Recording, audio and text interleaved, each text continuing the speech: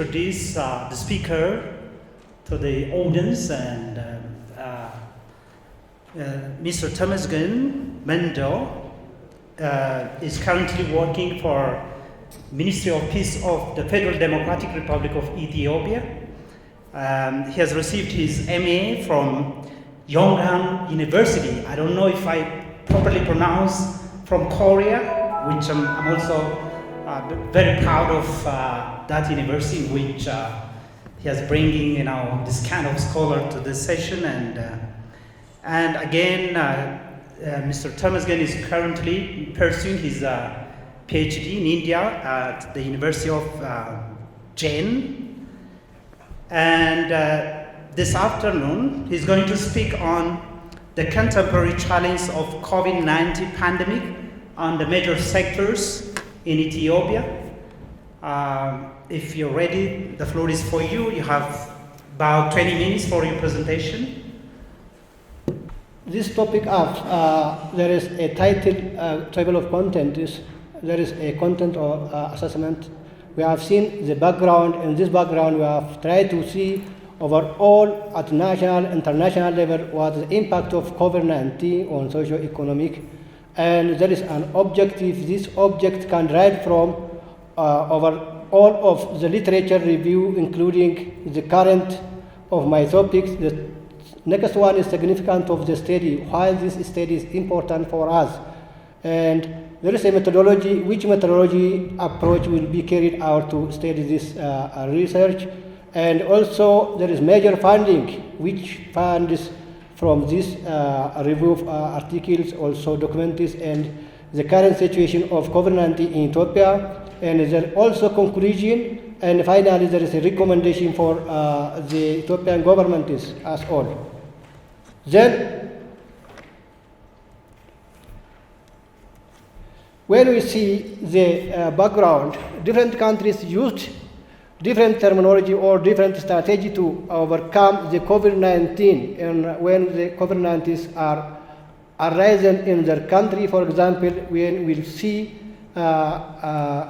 China, the China first, she takes measure of stay at home, and South Korea used in other ways, or knowing the smartphone, and also blood testing, and also there is a saliva testing to overcome and controlling the spread of COVID-19. And Ethiopia, on the other hand, tried to curb the COVID-19 pandemic through declaring 5 months of a state of emergency, when on after in March 30th of 2020. And then we'll see the object of the study. This object of the study is to investigate the contemporary challenges of COVID-19 pandemic on the major sector of Ethiopia. When we are saying the major sector means, or socially, economically, that boosting the countries for the forward, and to examine how the socio-economic, political, and geopolitics are a cultural status affect the spread of coronavirus. Because as we have seen that, as we all know that, the context of Ethiopia, which is totally different from the other region or other country, because our social and cultural situation is very intertwined and one with another. And so, how this social, cultural, and the geopolitical situation of Ethiopia become affecting the coronavirus, related with coronavirus. Finally, the third one is to provide possible policy recommendation to the government. After seeing at the final hand, we'll find what the solution or the best way to handling this COVID-19 with discussing with the government is, or what the government can be taken into consideration for the overall control of pandemic. And when we'll see the picture can tell us. We have seen that. This is there is a capital city that are already locked down. There is there is a mass population is there, because of loss of jobs from job. There is an agriculture, but there is no product on the agriculture. There is an industry, there is no input for the industry. There is a tourism. Those highly, the tourism, the agriculture, and also social and economic as all impacted by COVID-19. So we'll see later one by one how can impact this. The COVID-19 can impact those sectors. So this is why this study is significantly, study is important to study or to get why this is happening and what's the solution for the next time. In this regard, the consequence of coronavirus is the same. What either he has no based upon our generation, or whether you are developing or third world country, whether you are white or black or male or female, every people has been affected by the coronavirus. So COVID has significantly challenging the tourist, hospitality, manufacturing, foreign trade, and remittance social service. Because why? The social service, transportation, tourism, and also the other issues more vulnerable for the transmission of COVID-19. And also, if the spread of coronavirus, like the United States of America or developed country, Ethiopia cannot survive because we are under poverty, or a less developed country. We cannot survive to overcome the COVID-19 economically and other issues. So the purpose of this study is to find the solution to the spread of COVID-19, how economy will recover from the impacts of the COVID-19. And there is, for this study, I used the methodology which is called more qualitative, because I just gathering from different documents of IMF or International Organization, World Area Organization, reports of Ethiopian Ministry of Health, and also proclamation, and the secondary data documents that can reflecting more about the COVID-19. And this all, and also there is a journal, website which supporting for in this methodology. Finally, just I categorize this as dependent and independent variables, how one can impacting the other, cause and effect relation. As I mentioned earlier, the geopolitical situation of our country, unstable peace and security, lack of knowledge and information, social and economic status, and cultural is categorized in independent variables. The dependent variables can increase spread of COVID-19.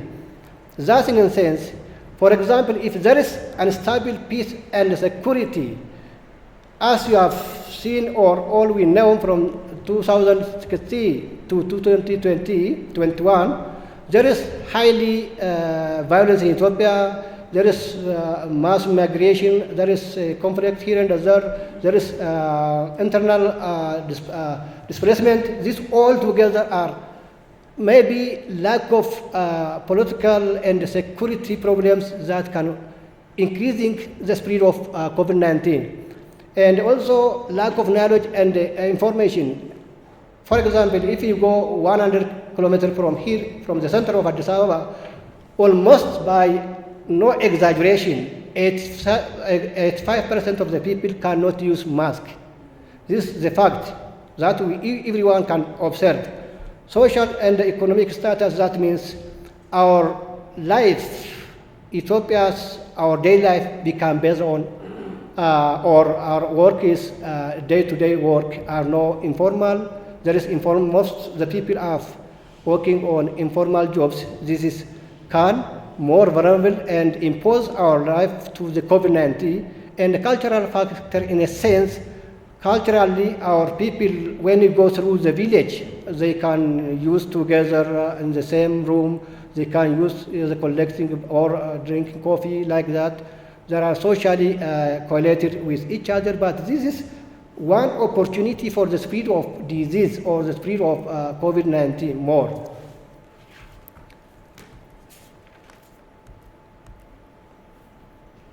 And then after this, what is the major finding for this? You have seen from this diagram, for example, on April 2020, there is 131 cases.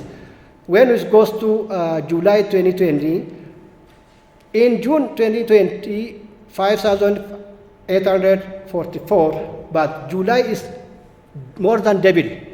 Why does this happen?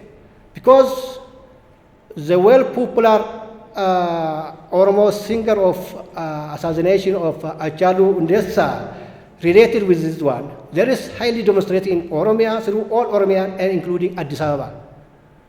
At that time, no one thinking about the social or physical distance. No one can thinking about face mask. So within 1 month, after 5,840 ghosts, immediately 17,530. This implies that our cultural status, our political and security is mainly pushing or the way for taking us from the normal condition to the COVID pandemic. So the other one is Ethiopia, like the rest of the world, is highly punched by the COVID-19 because there is inflation, market inflation, rising unemployment because of COVID, and also decline of economy, causing political instability and social discontent. The spread of the pandemic is vary across the global, from the region to region, even from the same country, within the same country, from place to place, from urban to urban, from region to region. For example, when we see in Addis Ababa is more vulnerable than the others, or Adama, or Jimma, or other areas, because how the social density or the total population in Addis Ababa is more highly than the rural areas, and also Addis Ababa is the central for business. There is a transition from region to region as a central area. So according to this is also the part of the finding, according to modeling the overall sectoral components of Ethiopia GDP, agriculture accounts 33.3, industry 28.1, and service 9.8. Organization operates in tourism, public transportation, industry, hospitality, and events, aviation, and healthcare. Those altogether are more vulnerable or exposed for the COVID-19. According to IMF of 2019, the GDP of the Ethiopian is almost 8.3. When we come to 2021, it goes down to 6.1. This overall, in one way or another way, the impact of COVID-19 can make the down of our economy. And also, almost around 2 million people have been falling to poverty as related with COVID-19. Actually, this data is taken from the secondary data and the websites for my references. And the worst case is 3.2 million people could be lost their jobs as a consequence of the pandemic. So finally, we will go to the conclusion. We are always, if you are in ecosystem, you are always in risky. If you don't care for our service, if you don't take for our service, no one can care for our service. So you have to think that if you will not properly manage it, the pandemic, it is mainly more attacking the economy. But for example, in some countries, for developing country, the first measurement to be stay at home. But for developing country, stay at home is part of a punishment rather than public concern, because we do not survive, or we don't have some products beyond our day-to-day life. So this is my challenging our life. And also we need some campaign of regular formation and experience regarding the impact of COVID-19, because if you just simply ask some ordinary people or some people here, even including Addis Ababa, when we are asking about is really a COVID-19 or how do you perceive about COVID-19, they say that this is a political game. Because but there is no any evidence whether it is a political game or others. Because some say that, oh, there is no COVID in Ethiopia, but there is a politics in Ethiopia. So instead of to understanding this more, elaborating the all entire of the pupil, it is better to give according to the awareness, for there is many languages, Afan Oromo or Somali or Arabic, different diversities of the society have different knowledge of experience and language, and explaining the impact of COVID-19 in economic and disaster or life. This is more better. And the government also take a reservable decision for this controlling the COVID. Finally, there is a recommendation. The government put restrictions that everyone, either urban or rural, local, must wear mask, and everyone must have their hygiene. And social media also play a crucial role to disseminating the information. And also the governments are deciding other policy how to encouraging or recovering our economy. And also there is a reference. Thank you.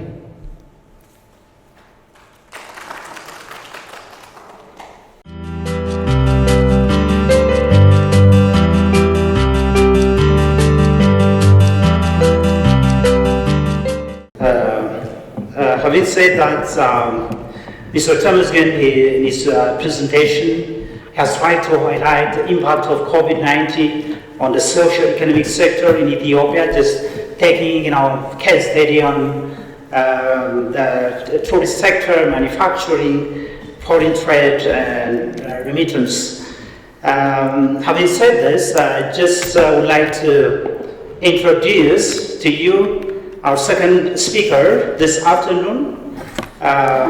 He's Dr. Tensu Gabrakidan. Dr. Tensu is currently working at the Ethiopian Civil Service University as a consultant. And before he joined the Ethiopian Civil Service University, he worked in various government institutions, both academic and non-academic. For instance, he worked for a year at Wipro TVT as a department head, and again he worked for almost a year at Global Insurance Share Company as underwriter, and then after he worked at Aksum University for 7 years with lecturer academic title. Dr. Tensu, before getting his PhD from one of the universities in China, in industrial economics. He got his master's degree from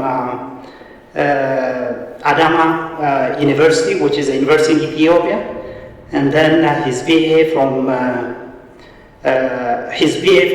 Adama University in banking and insurance, and his MSc from Mekelle University in finance and investment. So I think he's very much familiar with this industrial economics because his PhD is in industrial economics. So Dr. Tensu is going to speak on the impact of COVID-19 on fintech industry, which is a technology used to enhance the financial transaction. And there's empirical evidence on adoption of digital financial services in Ethiopia. Dr. Tensu, the floor is for you. You have 20 minutes for your presentation. Okay, thank you, Dr. Zavir. I would like to stand. I don't like to sit. ማንቀሳቀሻውን ከፈለጉ It's okay. Just have a look at this one.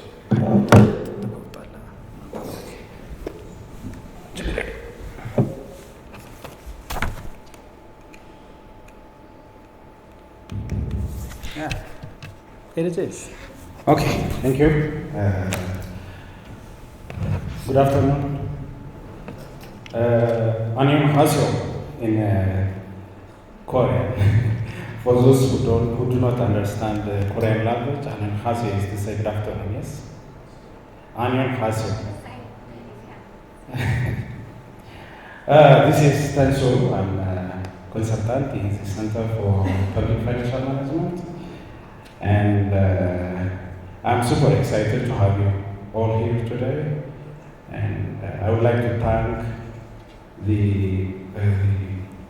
KOICA Ethiopia Club and Center for Public Financial Management Training and Consultancy for organizing this, for hosting this seminar, research seminar.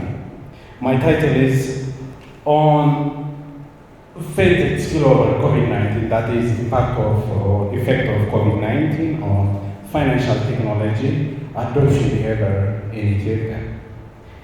And before I proceed to my presentation, I would like to share my story in relation to this title. Dr. Zarim has introduced me just where I attend my PhD, I am my PhD. 5 years ago, when I went to China, I have faced some problem in relation to the digital payments. And I arrived at the airport, I changed my USD into the Chinese renminbi because I was informed, and I went to my school after securing my dormitory.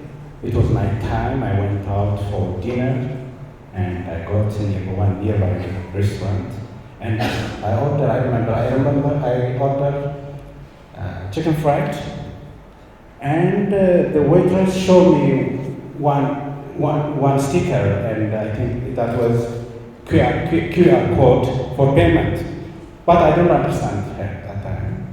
She was annoyed. She asked me, pay first. Okay, I gave her 100 yuan. She said, we don't accept cash. And I left that restaurant, and I got another restaurant, a nearby restaurant, and I ordered the same food, and they asked me to pay first. And I gave them 100 yuan again, but that time they accepted, but it was not feeling good, but they accepted me, and they refused to serve me. And the waitress discussed with her boss, and they served me. That day onward, I never went out alone.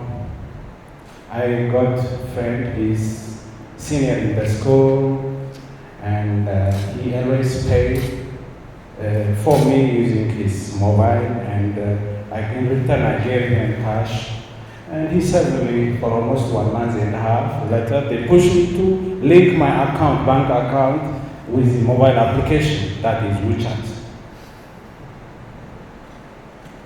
And this is my story and the story of many Ethiopians in China, and even some Ethiopians resist to connect their account for almost 6 months.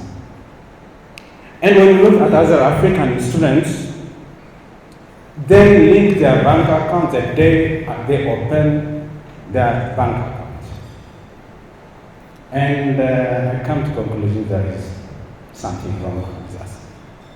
And last month, the government has launched a new payment platform that is Telever, but I don't think we all have that application in our mobile, because I think we have a phobia, but it needs to be studied.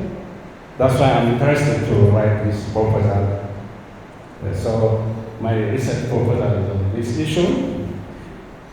When I proceed with the background information, Digital financial service is a broad range of financial service that is accessed and delivered through digital channels, including for payments, credit, savings, remittance, and many more other services like insurance.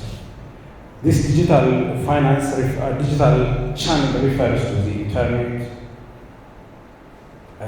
mobile phones, including smartphones and digital feature phones, automatic teller machines, point of sale terminals, biometric devices, tablets, and any other digital instruments.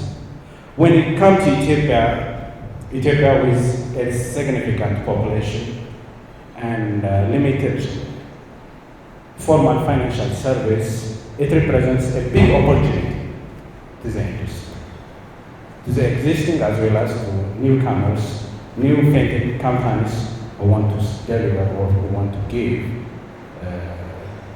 digital financial service. However, this digital financial service potential has not been realized because of lack of technology and innovation, lack of enabling government policies and regulations, lack of telecommunication infrastructures, and its adoption rate it is infancy, even far behind the neighboring countries, Kenya, Rwanda, and Tanzania. But the good news is last year the Ethiopian National Bank has issued a new directive that licenses authorized digital payment system. And at the same time, the House of People's Representatives has approved electronic transaction proclamation. And at the same time, COVID-19 was inserted in Ethiopia, and it brought new meaning to cashless transaction because of the social distancing for containing the spread of the virus, the pandemic. So this could have changed our technology adoption behavior, but it is not steady yet. So this demands or begs research. So the objective is set to catalyze the instant effect of COVID-19 on the adoption of digital financial service, and the specific objectives are set to analyze the effect of COVID-19 on the adoption of digital financial service, and to examine the digital financial service adoption behavior of bank customers using UTAT. UTAT is a new model, unified theory of acceptance and use of technology. So using this one to be examined. To achieve these objectives, the research is designed to be explanatory. In itself, what is expected, according to the data I get, nearly 1.6 million population of Addis Ababa is bank users, they have bank account. And using the simplified sampling says formula by Yeman Toro, I determined 400 sample size from the bank users, and using the Cochrane sampling formula, 696 employees of banks who are engaged in developing and promoting digital financial service will be considered as sample respondents. So in total, it will be 595. And the sampling technique will be non-probability sampling, because it is not possible to access the roster of the banks, or it is not possible to access the sampling frame of the target population, or the study population. when we look at the methodologies data that are collected through questionnaire, will be, especially the demographic characteristics of the respondent will be analyzed using descriptive statistics, and the eat-out model will be used to catalyze the effect of COVID-19 on adoption behavior of the bank users. And for triangulation, in the differential statistics will be used like differential statistics like the Spearman correlation and logistic regression will be used. To explain the use of or the adoption of technology, several models, several frameworks have been developed. The most popular are the first four: theory of reasoned action, theory of planned behavior, and technology acceptance model, diffusion of innovation theory. It was developed by Rogers in 2003. In that year, a researcher called Venkatesh with his friends has developed a new model that is called Unified Theory of Acceptance and Use of Technology. This model aggregates 8 models, including the most popular model, the 4 most popular models that are shown here. And relatively, this is new model, and this model will be used in this research. The model is constructed using 4 core variables: performance expectancy, effort expectancy, social influence, facilitation conditions, moderated by another 4 demographic variables to be moderated by another 4 demographic variables. The first 3 core variables affect behavioral adaptation directly, whereas the last, that is facilitation condition, affects actual use of technology, because it is related in relation to the availability of technology, infrastructure, something like that. And those moderating variables affect each core variables, as you can see from the diagram. I can't show or present their relationship because of the time. However, these 4 core variables and the moderating variables may not the only factors to determine technology adoption behavior of bank users.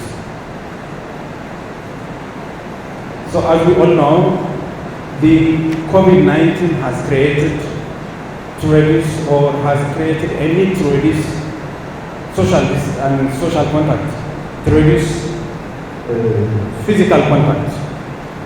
So this amplifies the use of, or this could amplify the adoption of digital financial system or digital financial service. So the inclusion of this variable could potentially show the decision of individuals to adopt the digital financial system or to forecast the digital financial system progress. This is what I have. Thank you very much.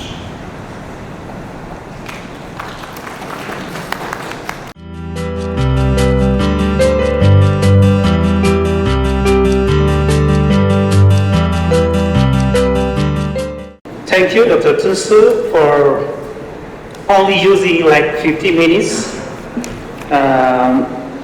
As you have already followed him, Dr. Tunsu has told us even his experience as to how he faced challenge whenever he wants to pay money in China. I think the overall conclusion from Dr. Tunsu's presentation is Ethiopia needs to actually introduce this fintech technology in order to even fight COVID-19, because it reduces physical contact, and of course I personally agree with that. But as an experience of mine, but I had a free coffee when I was first arrived in Europe, and I couldn't pay with this technology, and after having coffee, and when I tried to pay, they said, no, we don't accept cash, and then the waiter said, no, we don't accept, and then I said, so what will be the solution? You go, he said, and then I just went out. And I think even this technology helps in fighting, financial corruption. Even you can even trace the whereabouts as to how the money is, flowing from a person to the other person. I think Ethiopia should look forward in recognizing your recommendations. Thank you for the presentations, and now the floor is for the participants of this conference to react, to comment, and to ask questions. And I just would like to call you, the speakers, to come to the front and then take note of possible questions and comments. Thank you very much. Questions, comments, and a brother over there, number 1. Brother over there, number 2. Sorry for not calling your name. Number 3. Who else? Number 3. So thank you. You may start number 1.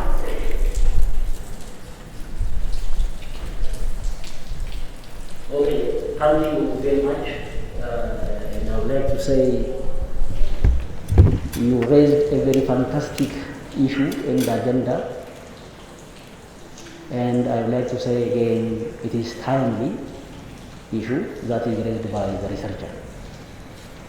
Having said this, for the first presenter, I was too late, and for that. If I made a mistake, please you will correct me as I did. When I see the presentation in the agenda, which is raised by the first presenter, it says the impact of COVID-19 on the socio-economic condition of maybe peoples in the context of Ethiopia.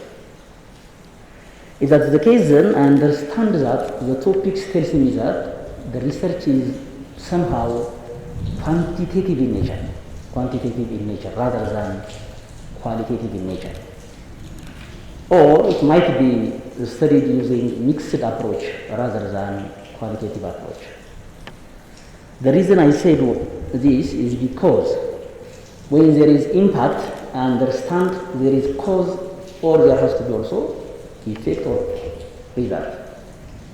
So it is a kind of quantitative which demands an explanatory research than exploratory, or a kind of descriptive.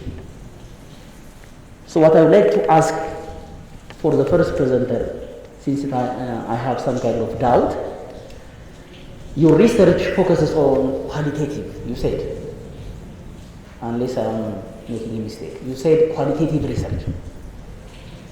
If you say qualitative research, I expect some kind of methodological alignment, meaning you will start from, at the end of the day, I expect some kind of theory, because you started from some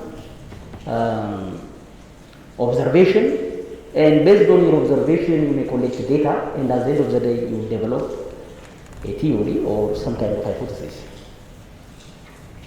If you start with qualitative research, or if you are using qualitative research, that is the agenda or the approach. That is number 1. So, do you think that qualitative is the best method of research design for this study? Is my question. Number 2, if you said impact on socio-economic condition, then you are expected to have dependent and independent variable. So, what are the dependent variables for social issues, and what are the independent variables for social and economic issues? So, if you raise dependent independent, now you can go at least associational or beyond that regressional analysis, I expect, from the research. Association is simple, but you have to go beyond that. That's called, I expect, regression. The variation of one of the independent variable may bring some kind of change over the dependent variable. That's called COVID-19, I think. So I doubt whether there is appropriate variable is measured and used for this study to indicate the impact of COVID on socio-economic agenda. That's the case. Maybe you may be presented on your final document, but I haven't seen on your presentation. That is why I raised this question. This is for the first issue. Another point, if it is maybe qualitative or quantitative, or whether it is mixed research, I expect some kind of triangulation also. Triangulation of data, triangulation of method, and triangulation of results, at least. So it is too difficult since the time, you may have a time limitation, therefore I don't expect triangulation of results in your presentation. At least I expect triangulation of methods and as well as triangulation of data. Data from primary and secondary, or method from qualitative and quantitative. So I'm a little bit confused whether the method or the design you selected for this study is appropriate or not, so that I need some kind of explanation. For the second person, yeah, the same, because your topic is very interesting because it's similar with different modalities. Because one is effect and the other one is impact. And I like the word effect even because the more, if the word effect inclined on positive, therefore the word you use, effect, is appropriate and I understand. And it's okay. But the question again, since I'm from methodology, you said you are using non-probability sampling technique for the study. If you are applying non-probability sampling, do you think that you have a chance methodologically to apply a quantitative tools like inferential statistics? Do you think that since you are using non-probability sampling technique is associated with more of qualitative rather than quantitative? So if you are using non-probability, what is the moral of this research? What is the moral of this research? Is generalizability or transferability? Is my question. And again, if you are using non-probability sampling technique, can you tell us the model specification that you are applying in order to analyze your data to bring some kind of conclusion at the end of the day? So this is somehow I have found as confusion from your presentation. So I need some kind of clarification for the sake of understanding, not for the sake of challenge. Thank you very much. Thank you. Number 2. Okay, thank you very much. I like to appreciate presenters from the morning till now, and it's very important because it's on Corona and very timely, and I'm very happy with that. I have very few comments for Mr. Tamaskan. He presented the contemporary challenges on the COVID-19. However, from the morning opening remark of Dr. Wagjra, as to my understanding, whenever we have negative things, we try to extrapolate if there is some positive idea. We know that COVID-19 pandemic is a killer, is a deadly disease. It is very bad challenge, a serious challenge for the world and for our country, Ethiopia. But do we have something that will benefit from it? Is there something beneficiary from? And if it's beneficiary, is it something that we can adopt in the future? We have to deal point something like that. For example, I can mention that I am from a research institute and we learned that from the pandemic season, we learned that we utilize our time efficiently, we utilize our resources a bit efficiently, and there are a lot of things, and also a good habit of washing, and also a good habit of controlling or managing these different contagious diseases. If we mention whenever we are dealing about the contemporary challenges of pandemic, corona, it's good to raise such points. This is my point. The other thing, the presentation of Dr. Tansu is very interesting. That more of we Ethiopian, we travel to different countries and we face different things on digital technologies. But I appreciate if he, for example, on his recommendation and conclusions, it's advisable to put some detail. How he recommended to push the exercise of digital technologies in Ethiopia, but how and where? It's good to put the detail in black and white so that more of the Ethiopian people, the intellectuals who travel to different countries, even not only educated, literate people, our local farmers, local citizens also should be exposed to these digital technologies.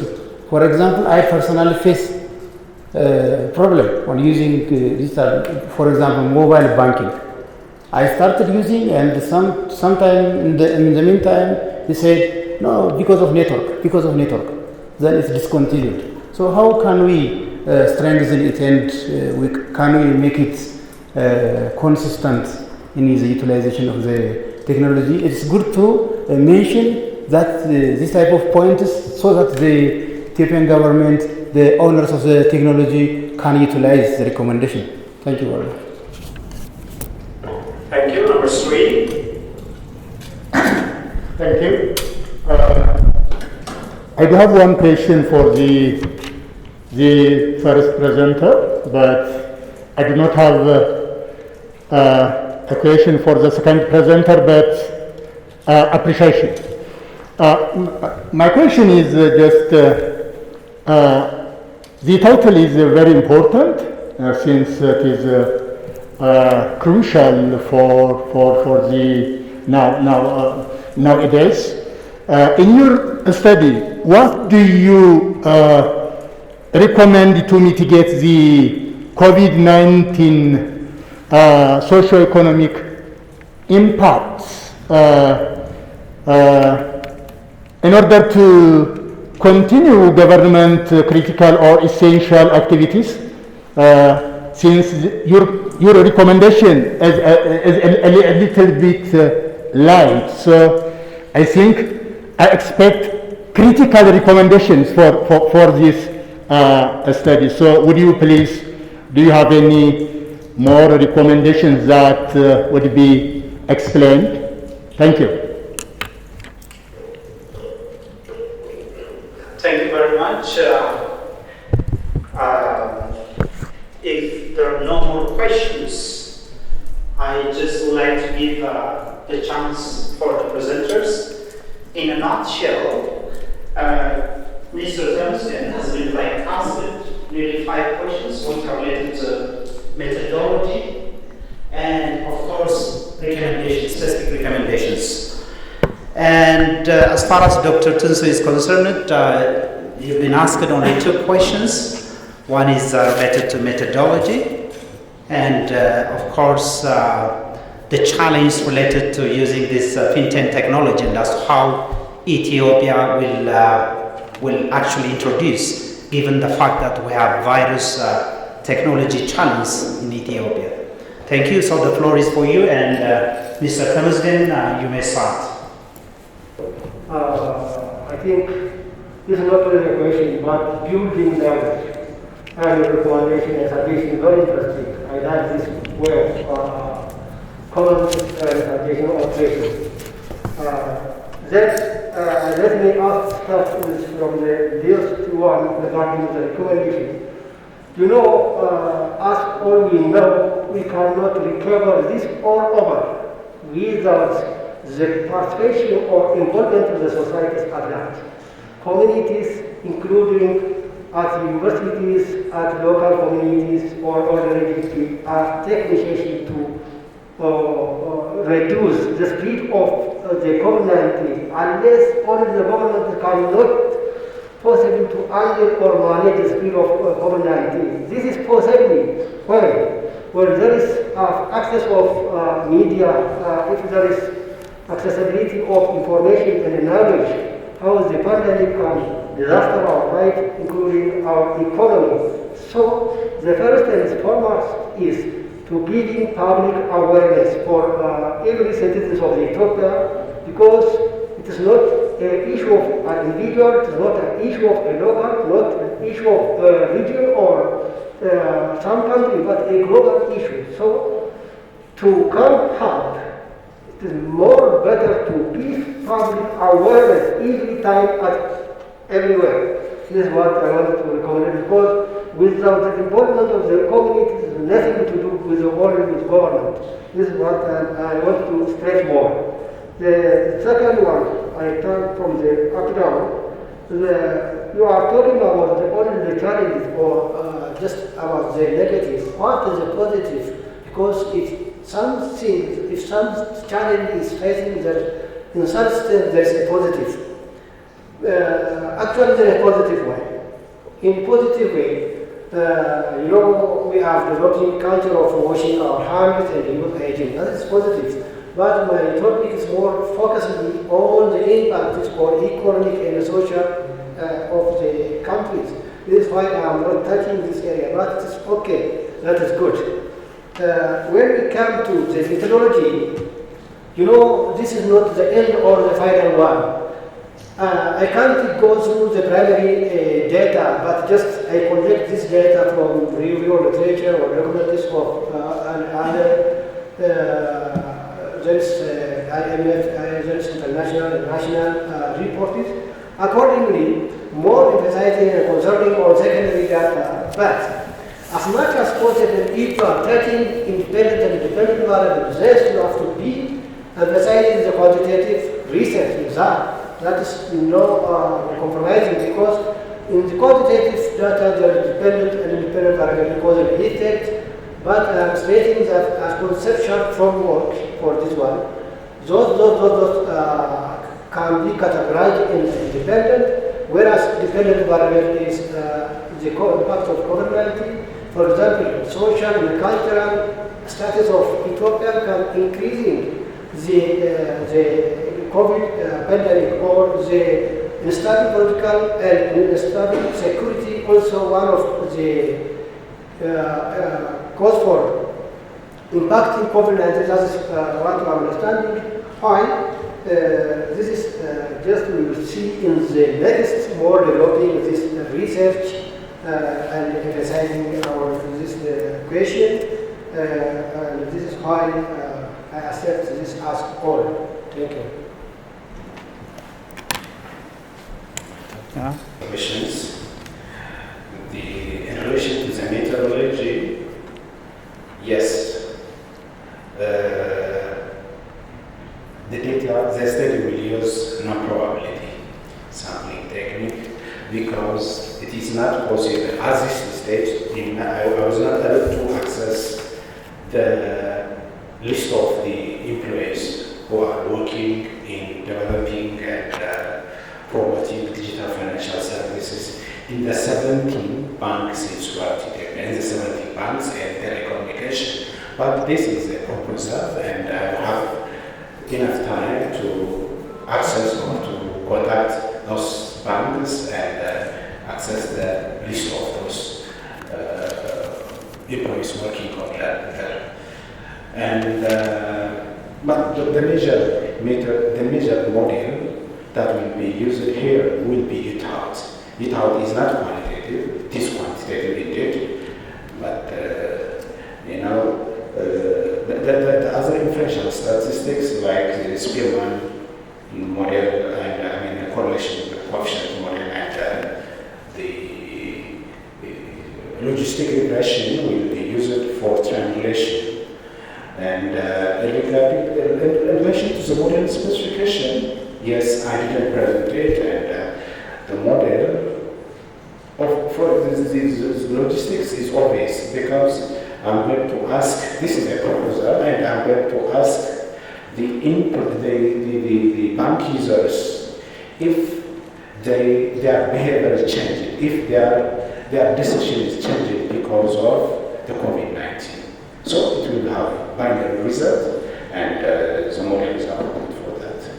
And the last, I think, question regarding the recommendation, yes, it is not. This is 30% of the work. 70% of the work is going to be done yet. So I didn't note down any recommendation or findings because it's the proposal. Thank you. Ample of time. If you have questions or comments or suggestions, please, you are welcome. Okay, let me start from the current delegation. Your name? Thank you very much. Good afternoon. Both of the presenters have made very nice presentations, so they are very inspiring. Concerning the second presenters, which is in relation with the financial technology adoption behavior, as all of you know that it's a very important sector, and the government is pushing its policy to this digital ecosystem. So I believe it will be very important and a very, very crucial effort to be conducted and highlighted afterwards. So regarding this, I have, while you were presenting, you were mentioning different very consultative theories, which is recommended to be applied in order to bring this digital ecosystem. So among this, when we see the world's experience, especially those countries which emerge differently. For example, when we see the case of China, they are very famous of using diffusion and innovation theories. So the same is true for Korea. If you ask me which theory is relevant with these kinds of technology plan or maybe technology adoption, I may recommend diffusion and innovation theory. So, as one expert who is expert in this area, how do you recommend the government to use this theory? This is my first question. And another is, for example, if Ethiopia is going to adopt this diffusion and innovation theory or maybe diffusion innovation technology, what is the major drawbacks expected to be happening? The major drawbacks expected to be happening. And my next concern is for Mr. Komisker, who is very friend of mine. He has been explaining about the challenges that he well elaborated independent variables. So I very much appreciate this, but my concern is, except the geopolitical situation, all independent variables mentioned by Mr. Komisker is perfectly independent variable. But I have some concern on independent variable, which is geopolitical. Because till today, I was thinking our deep political geographic location in favor of preventing COVID-19 for Ethiopia. So I'm not clear about how geographical, not political, can be independent variable for the spread of COVID-19. Thank you. I'm still seeing, hands, and then Mr. Daniel.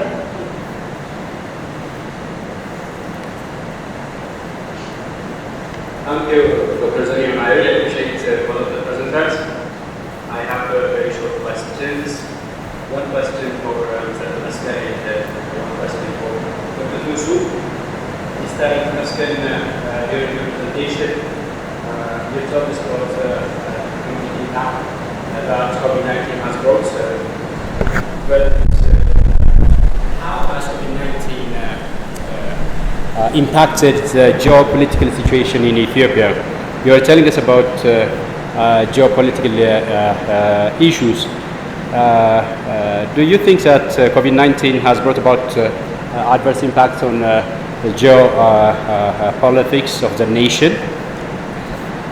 My second question goes to that of Dr. Tunsu.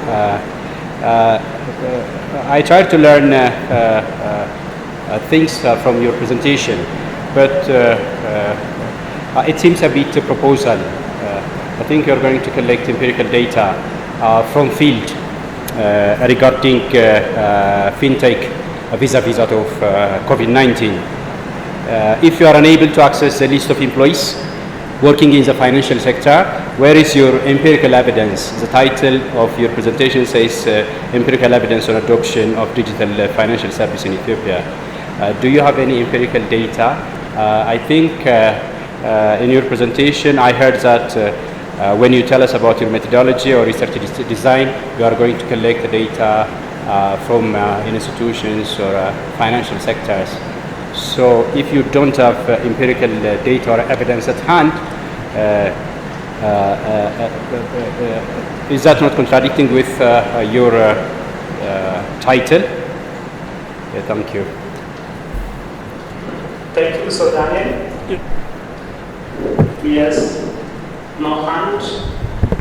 So just I'll give a chance to the presenters.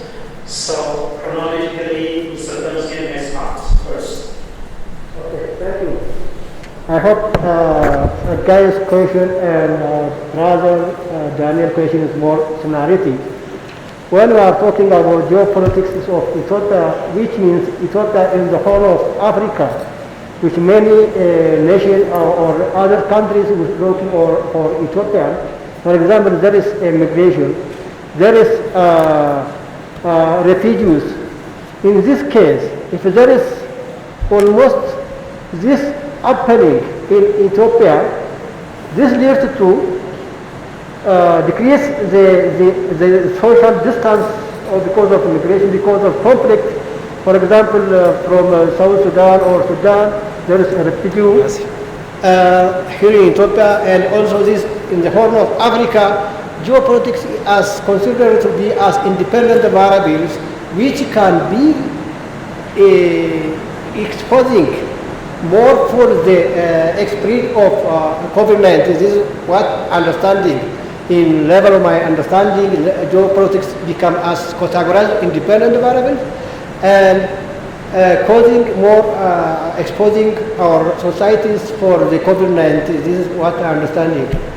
This is why, because I categorize this geopolitics as independent variable, not dependent variables. That's all. Thank you. Okay, I think it's my turn.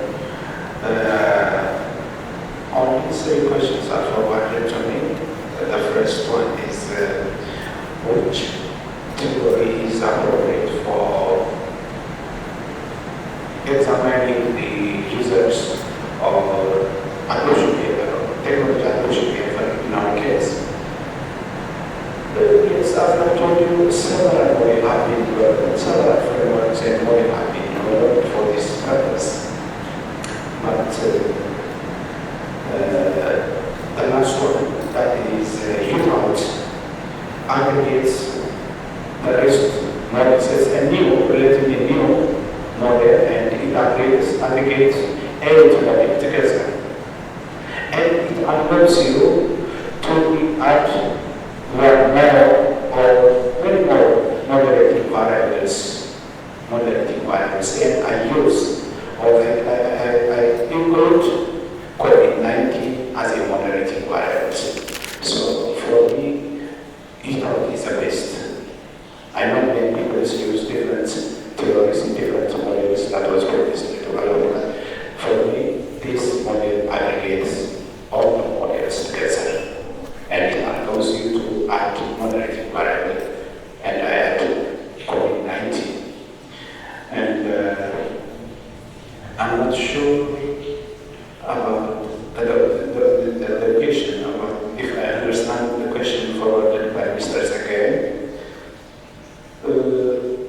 challenge, what potential challenge you expect in using the fintech technologies in our country? Obviously, the government rules and policy was not enabling, plus the communication infrastructure is not well developed, technology and innovation is not interested and the culture, our culture.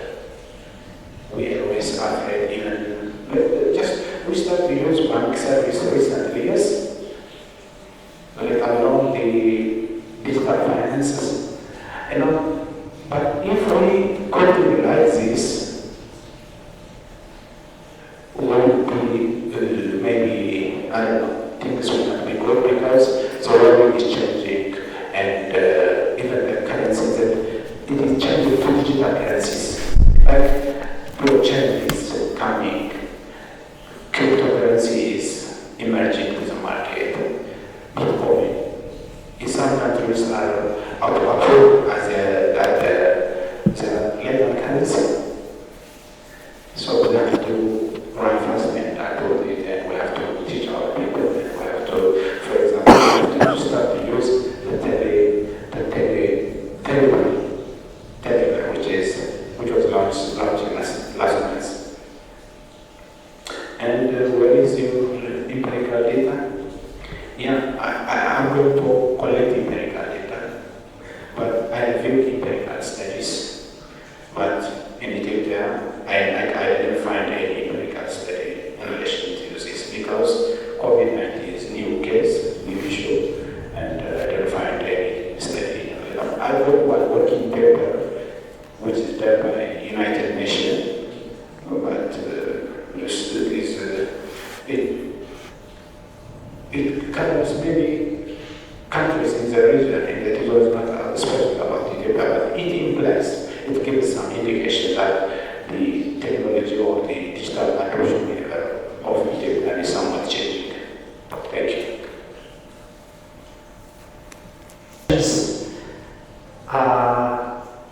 I think that the friend over there is still raising. I'm sorry, what's your name? So you may, if you are not comfortable with the answers, you can still at liberty to raise questions. Okay, thank you. It's about the issues there are another additional position. The first is when you are providing the recommendation, you have to consider that the existing reality. For example, you mentioned social media as a diagnostic mechanism for disseminating information to target population. Social media is a common. So don't you think that the current government of Ethiopia or the conservative of Ethiopia use social media as a diagnostic mechanism for disseminate information to the population or in general to the target population? Don't you think? If the government or the conservative authority use social media as a diagnostic mechanism, why you are expected to recommend this as a new recommendation? So recommendation means, as you know, the important elements of the research that will bring something new to change the behavior of the people or in general the target population. So while you are recommending, you have to bring something new, having some kind of mechanisms, direction as to how the conservative authority will practice on the ground. So I think the one who would recommend to social media will be sound. Number one. Number two, again, we recommend or we provide recommendation to the policymakers or any parties who are working on the same agenda as economic recovery. What does economic recovery mean first? Or how economic recovery can be used as a recommendation? So to the best of my understanding, when you are providing some recommendation as well as academician, you have to tell us the major finding and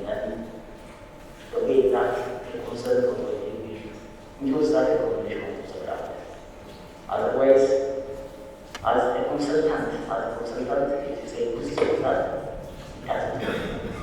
So for the future, as you told me that your research is at its infant stage, I expect that sometime in the future you will incorporate this additional recommendation and able to improve the quality of your output as it.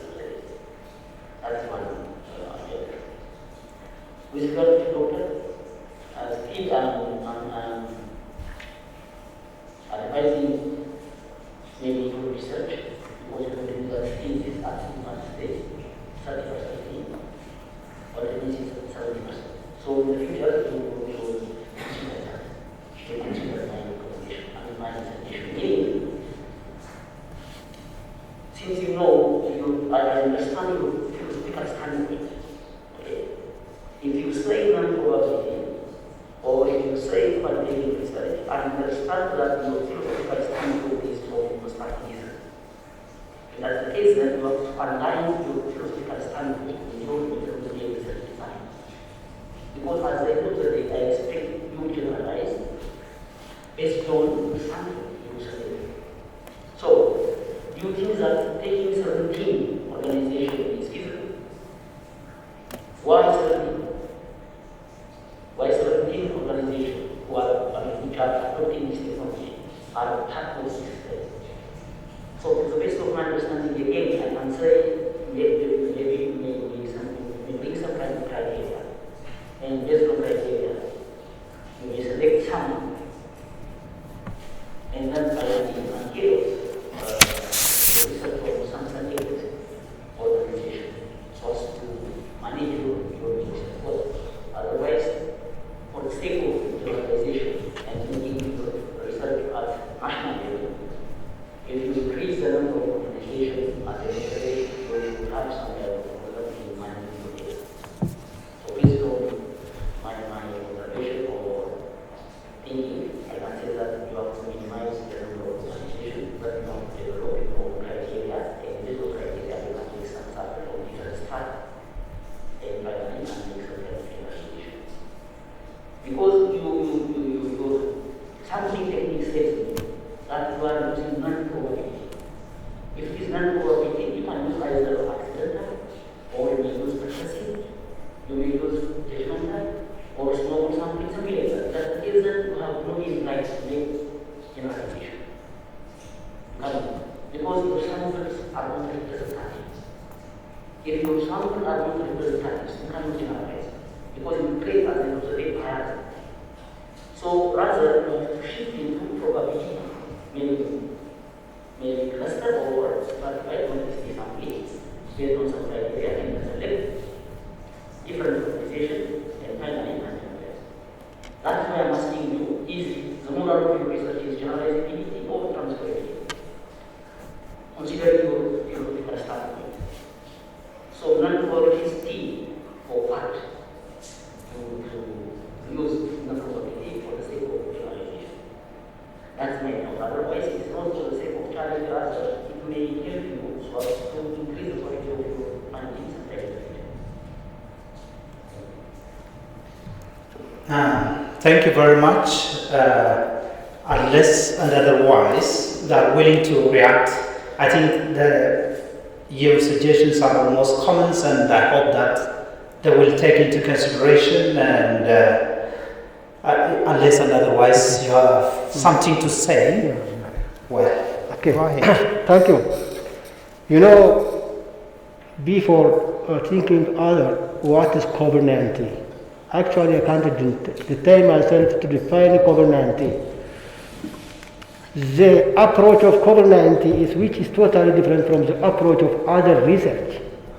COVID-19 mainly focusing on the awareness of our society. If you are well understanding, if people or societies are well understanding the impact of COVID-19 on the social, economic, and disaster of life, if the people in general, the citizen of Ethiopia can keep it or applying the COVID-19 protocol, there is no way to spread the COVID-19 through the country. If there is international flights, anyone, he or she, before come to Ethiopia, she has licensure or any certificate of free from COVID-19, There is no other means. Because of that, the social media has a crucial role to disseminating information to the society. If all the societies have at least the same status, the same information, the same understanding, the same level of consensus how to recover or how to protect the COVID-19 is nothing. It can possible to manage. For example, for this example, it is no longer to see our partner, South Korea. And currently what looks like South Korea. So, if people were not no understanding, if there is just the seemingly or pretending it is dangerous to control or dangerous to handling, this is why mainly the government cannot have any possibility to handling the COVID-19 unless each individual or citizen of Ethiopia, all over 112 million people have at least or more than 80% of the people can be well understand the impact of COVID-19 and then you can easily handle. This is why I mostly stress on the social media. But social media, for example, there is a local FM when you go through the region, at the town, at the small city, there must be people awareness. This awareness not only for the people, the social community, but in every education or elementary or high school, everyone. This my position, my understanding to take consideration for this recommendation, stressing on social media. If there is another way, we'll go together and we'll learn together. Thank you very much. Thank you both presenters. And we're about to finish this session. And the reason why I gave you a chance because we have still time. And now Dr. Tsunsu told me that has gone away. And then, of course, his work is this ongoing research. And hope that he will include all those comments. And Mr. Temesgen also for future research and even for the current research, he may take those comments and then rework on his research. Now, I just about to finish, so I'm to resign. Maybe my successor will come to the front and then say something. Thank you very much for your attention. Thank you once again.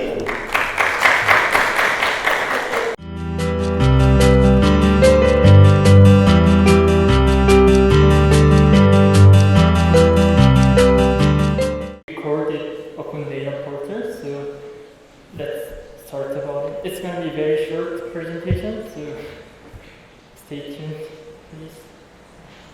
So before we start, I think we should define what is open data. So open data refers to all data or information produced by public institutions and public information for communication and cooperation among people.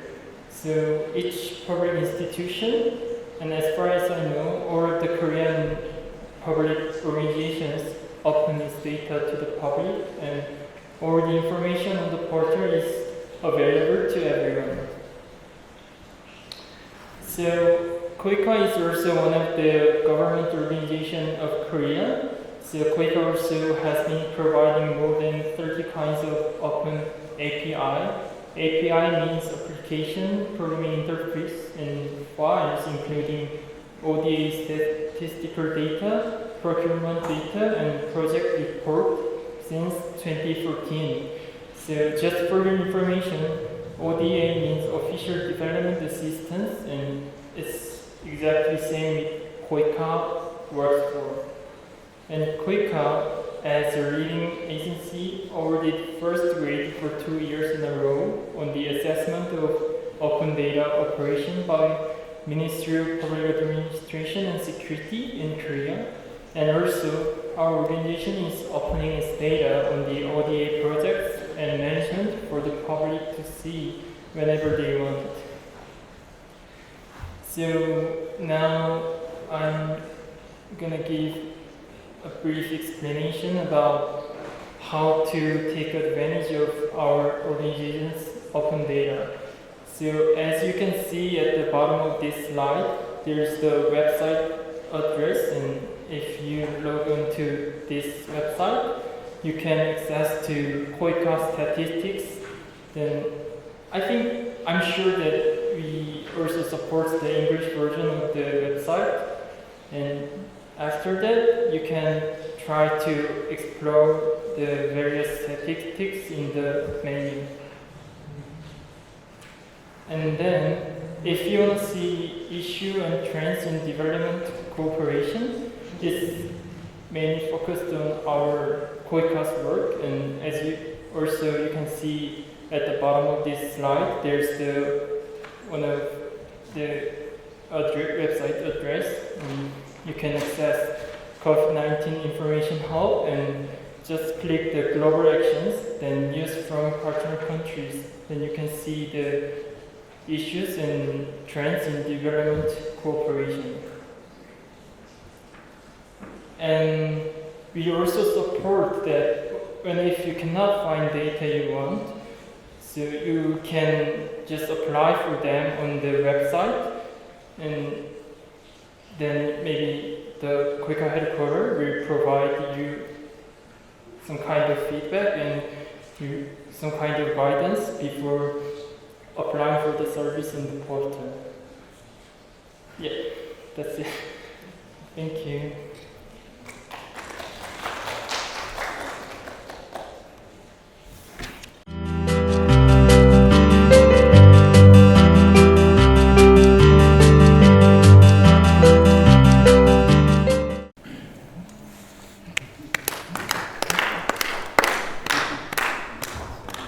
Mr. Salamun Tasfay.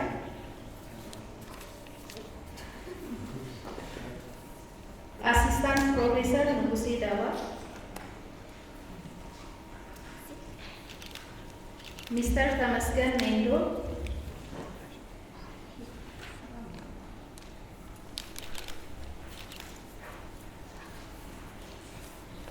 Dr. Tansu Gabrakida.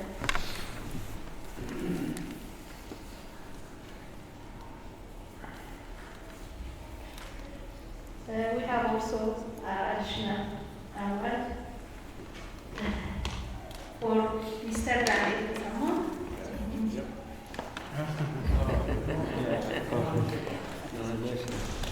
Mr. Salamun Tasfay, Assistant Professor Nugusi Dawa. Mr. Tamasgan Mendo. Final, Dr. Tansu Gabrakida.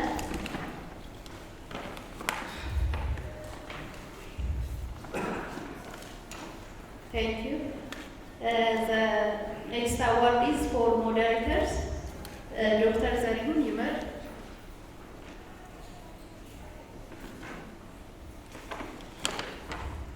Dr. Anamayos, I think he's not available.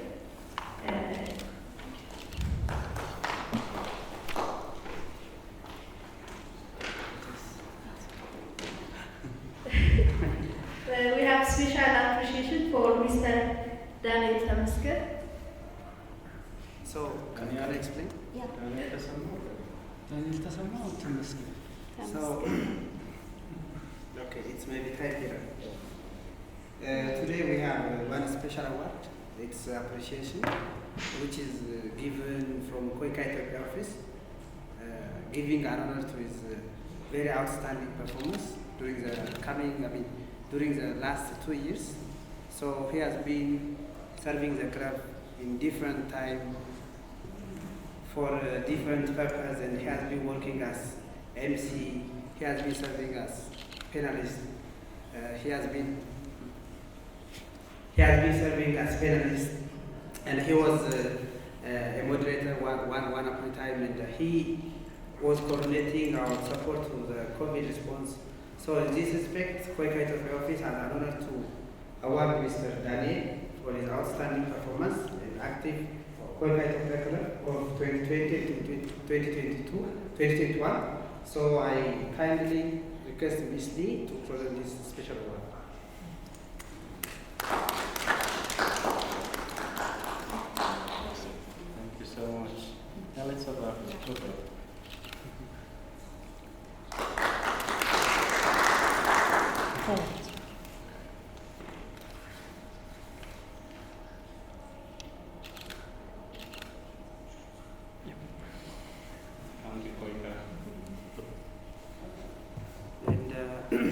Finally, this is the real final gift.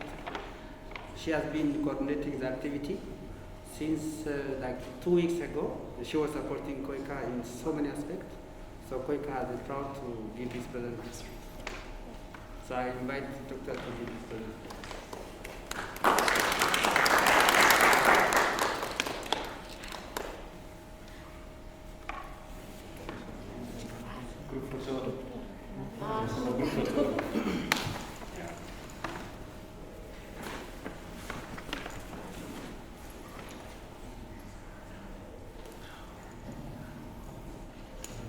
Sometimes it is good to remove.